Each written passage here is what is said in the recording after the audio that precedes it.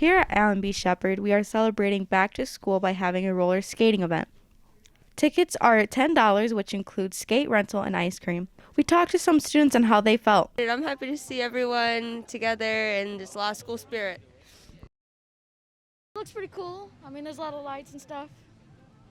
And I think it's gonna be pretty cool, yeah. This is a first-time event at Shepard. Miss Daisiak and Miss Hannah are the organizers, and students seem to be wanting more of rolling back to school. Let's see what Miss Hannah has to say about that.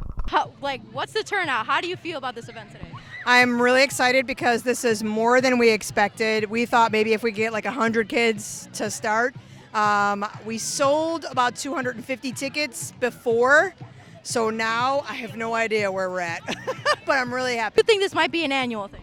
I think it can be. I think maybe even in the spring again we could do it. If people like it and we want to do it again, then why not? You can see this became a big turnout, and all of us here at Shepard are really excited and hope that this becomes a back-to-school tradition.